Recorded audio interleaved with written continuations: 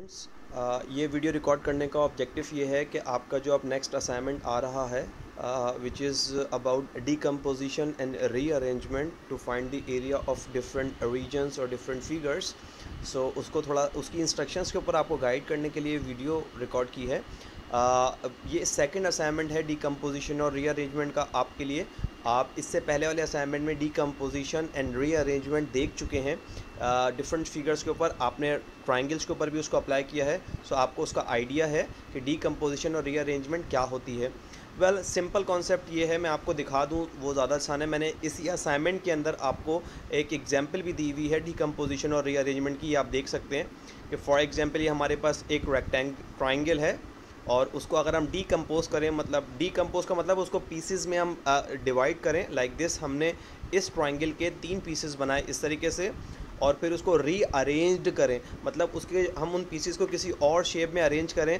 अगर मैं ये दोनों ट्राइंगल्स एक इस तरफ लगा दूं और एक घुमा के इस तरफ लगा दूं तो आप देख सकते हैं ये रीअरेंज्ड किया है मैंने और अब ये कुछ रेक्टेंगल की शेप में आ गया है। ठीक है, सो जितना एरिया इस ट्राइंगल ने हमारे पास ऑक्यूपाई किया हुआ था या कवर किया हुआ था उतना ही एरिया इस रेक्टेंगल ने किया हुआ है। तो एरिया चेंज नहीं हुआ, लेकिन अब हम इसका एरिया फाइंड कर सकते हैं क्योंकि हमें रेक्टेंगल के एरिया फाइंड करने का फॉर्मूला पता है, length times breadth. So easily हमने इस तरह से डीकम्पोज करके रीअरेंज करके एरिया फाइंड किया तो हमें इस ट्राइंगल का एरिया पता चल गया। ठीक है, ये ट्रिक हमने अपने लास्ट असाइनमेंट में हम देख चुके हैं।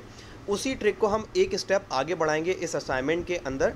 कुछ बातें आपको माइंड में रखनी होती हैं ज़रूरी, कि वो ये है कि डीकम्पोजिशन और रीअरेंजमेंट जब आप करेंगे तो ज़रूरी है, पहली बात तो ये कि आप अगर डीकम्पोज कर रहे हैं तो उसके तमाम पीसीस को यूज़ करके ही आप रीअरेंज करेंगे। ये नहीं कर सकते कि आप 2 पीस काट के हटा दें उसको, नहीं, जितने पीस आप उसके काट रहे हैं वो तमाम के तमाम पीसीस को ही यूज़ करके आपको कोई नई शेप बनानी है जो आपके किसी काम आ सके। आप किसी पीस को हटा नहीं सकते। दूसरा ये है कि आपको जो री शेप बनाना है उसके अंदर कोई ओवरलैपिंग या गैप्स उसके दरमियान नहीं होनी चाहिए। जैसे कि आप यहाँ देख सकते हैं कहीं से ये ओवरलैप नहीं हो रहा और उसके बीच में कोई गैप नहीं है। सो अगर ये दोनों चीज़ें नहीं हो रही तो अब जो नई चीज़ आप बनाएंगे उसका एरिया और पहली वाली फिगर का एरिया सेम होगा, लेकिन क्योंकि वो रेक्टेंगल की तरह नज़र आ रही होगी तो आप उसका एरिया फाइंड कर सकते होंगे। वेल इस असाइनमेंट में आपको क्या करना है, आपको इस असाइनमेंट में यही चीज़ अप्लाई करनी है ट्राइंगल्स के लिए, सॉरी सर्किल के ऊपर ये चीज़ अप्लाई करनी है। मैं असाइनमेंट की इंस्ट्रक्शंस आपको थोड़ा सा गाइड कर दूं कि पहले आपको क्या करना है, कंपास ले लीजिए। कंपास से आपको एक सर्किल ड्रॉ करना है जिसका आपको रेडियस लेना है 3.5 सेंटीमीटर। मतलब आप कंपास लेके 3.5 सेंटीमीटर का कंपास ओपन करेंगे और उससे सर्किल ड्रॉ कर लेंगे तो आपके पास 3.5 सेंटीमीटर का रेडियस के साथ सर्किल ड्रॉ हो जाएगा। ठीक है, इस तरह के आपको 2 सर्किल्स ड्रॉ करने हैं चार्ट शीट के ऊपर और उसको कट करके आपको निकाल लेना है। 2 आपके पास कट करके आ जाएंगे। ठीक है, उसके बाद आपको सरफेस एरिया फाइंड करना। आपका जो फर्स्ट असाइनमेंट था उसमें सरफेस एरिया आपने फाइंड किया था कि सरफेस एरिया का फॉर्मूला होता है 2πr और पाई की वैल्यू 3.14 हम यूज़ करेंगे। सो आप इस सर्किल का जो है वो सर्कमफेरेंस फाइंड करेंगे। आर आपके पास है 3.5, आप इसमें पुट करेंगे।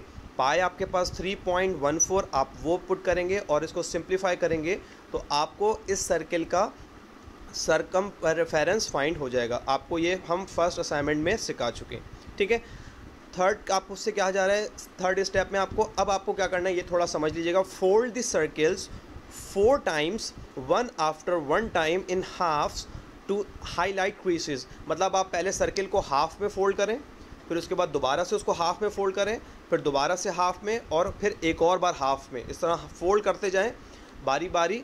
तो आप टोटल 4 टाइम्स इसको फोल्ड करेंगे और उसको थोड़ा हाथ से दबा लीजिएगा ताकि जब आप उसको ओपन करें तो आपको वहाँ पे क्रीसेस नज़र आएँ। आपको हाईलाइट करनी है क्रीसेस।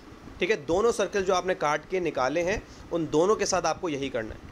ठीक है, उसके बाद जब आप उसको ओपन करेंगे तो इस तरीके से आपको उसमें लकीरें नज़र आएंगी जिनको हम क्रीसेस कह रहे हैं। तो एक सर्किल तो है, ये लिखा हुआ है open 1 circle highlight creases with marker and paste is as an original figure. हमने आपसे कहा था 2 सर्कल्स काटिएगा और दोनों को आपने फोल्ड किया इस तरह। तो पहला जो सर्किल है उसको आप ओपन करें और उसकी जो क्रीसेस आपको नज़र आ रही हैं उसको किसी भी मार्कर से या कलर से आप हाईलाइट करें और उसको ऐसे ही पेस्ट कर दें। ठीक है, ताकि नज़र आए कि ओरिजिनल फिगर किस तरह की थी। ठीक है। सेकंड सर्किल के साथ आपको क्या करना है, अब जो सेकंड सर्किल था उसको भी आपको ओपन करना है, लेकिन अब उसको ओपन करके आपको डीकम्पोज करना है। उन 16 स्लाइसेस आपको उसके बनाने हैं। वो जो आपके पास 16, जब आप इसको ऐसे कट करेंगे, फोल्ड करके ओपन करेंगे, तो आपके पास ये जो लकीरें बनेंगी, आपको ये 16 क्रीसेस नज़र आएंगी। तो आप इन 16 क्रीसेस से इसको कट कर लेंगे, तो आपके पास 16 स्लाइसेस जो हैं इस सर्किल के छोटे छोटे इस तरह से आपको स्लाइसेस आ जाएंगे अलग अलग, ठीक है। अब आपको रीअरेंज करने हैं उन स्लाइसेस को, और इस तरह से रीअरेंज करना है जैसे कि हम अपने उसको इस तरह से रीअरेंज करें कि वो एक रेक्टेंगल की फॉर्म में रीअरेंज हो जाए। जैसे कि हमने यहाँ पे अपने लास्ट असाइनमेंट में ट्रायंगल को डीकम्पोज करके रीअरेंज किया था रेक्टेंगल की फॉर्म में, यहाँ पे भी आपको सर्किल को इसी तरह स्लाइसिस की फॉर्म में डीकम्पोज करना है, और उसके बाद स्लाइसिस को इस तरह से अरेंज करना है कि वो रेक्टेंगल बन जाए, ठीक है। जब वो रेक्टेंगल बन जाएगा तो फिर जाहिर है कि आपको रेक्टेंगल का एरिया फाइंड करना आता है। आप फिर एरिया का फॉर्मूला यूज़ करेंगे L टाइम्स B, और फिर उसका एरिया फाइंड कर लेंगे। और जाहिर है कि उस सर्किल का एरिया भी वही होगा जो कि उस रीअरेंज्ड फिगर का होगा, क्योंकि आपने उसी फिगर को डीकम्पोज करके रीअरेंज करके सर्किल बनाया है, तो एरिया चेंज नहीं हुआ होगा। याद रखें कि जब आप इसको रीअरेंज कर रहे होंगे तो आपको कोई गैप या कोई चीज़ भी ओवरलैप नहीं करना, और आपको 16 स्लाइसेस को इस तरह से रीअरेंज करना है कि वो रेक्टेंगल भी बन जाए और उसके अंदर कोई गैप या कोई ओवरलैपिंग नहीं आ रही हो उसके अंदर, ठीक है। सो आपको ये दोनों काम दिखाने के, एक ओरिजिनल शेप में सर्किल क्रीसेस के साथ और दूसरा रेक्टेंगल की फॉर्म में, और फिर उसका एरिया फाइंड करके। तो ये तो आपका पहला टास्क है, आपको ये करना है। ओके, चलिए जी, ये आपका सेकंड टास्क है आपके पास। अब जाहिर है कि हमने पहले टास्क में जो काम किया है हम उसको थोड़ा सा जनरलाइज करेंगे, ताकि जाहिर है कि दुनिया के हमें अगर किसी भी सर्किल का एरिया फाइंड करना हो तो हम उसको काट तो नहीं सकते, हमें जनरलाइज कर लेंगे ताकि हमें काटना ना पड़े, बल्कि विदाउट उसको कटिंग किए ही, विदाउट उसको डीकम्पोज किए हम उसका एरिया फाइंड कर सकें, ठीक है। तो इस टास्क में आप यही जनरलाइज करेंगे इंशाल्लाह। पहले आपको ये टेबल कंप्लीट करना है। आपने जो लास्ट टास्क में सर्कल यूज़ किया था, आपको उसी की मदद से ये वाला जो टेबल है उसको फिल करना है। मतलब उसका रेडियस क्या था, 3.5 सेंटीमीटर। यहाँ पे आप उसका डायमीटर लिखेंगे कि डायमीटर उसका क्या था। यहाँ पे उसका आप सरकमफेरेंस लिखेंगे जो आपने फाइंड किया लास्ट टास्क में। उसके बाद आपने जो रीअरेंज फिगर बनाई थी, जो रेक्टेंगल बनाया था आपने स्लाइसिस को यूज़ करके, उसकी लेंथ कितनी आई थी आप वो यहाँ लिख दें, और उसकी विड्थ कितनी आई थी या ब्रेथ कितनी आई थी वो आप यहाँ पे लिख दें, ठीक है। तो ये तमाम मेजरमेंट्स जो हैं वो आप अपने लास्ट टास्क में जो आपने काम किया है उससे देख के यहाँ पे फिल करेंगे, ठीक है। उसके बाद अब आपको ये टेबल ऑब्जर्व करना है और इन 3 सवालों के जवाब देने हैं।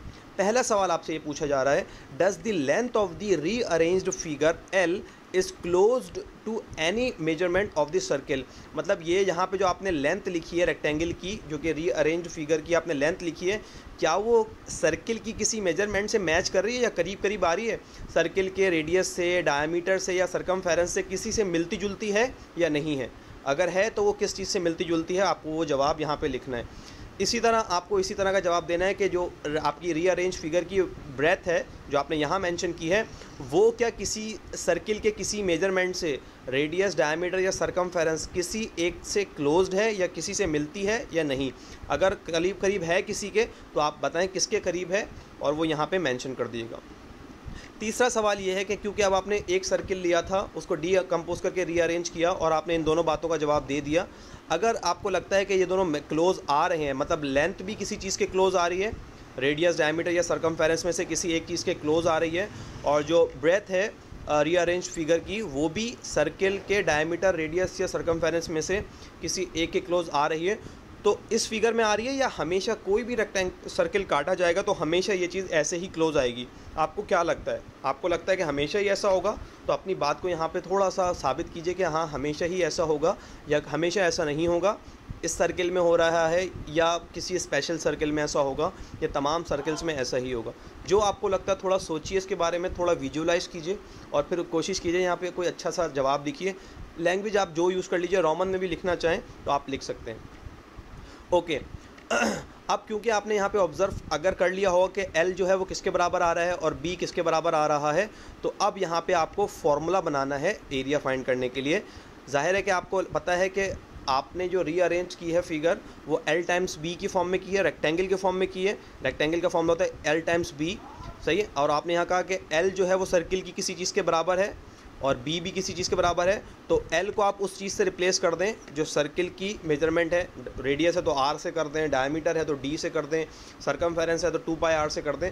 इसी तरह बी जिस चीज़ के बराबर है सर्किल के, आप उसको बी से रिप्लेस कर दें, तो आपको एक नया फॉर्मूला मिल जाएगा सिंप्लीफाई करने के बाद, जो कि सर्किल का एरिया का फॉर्मूला होगा, जो आप सर्किल से डायरेक्टली एरिया फाइंड करेंगे विदाउट डीकम्पोजिशन।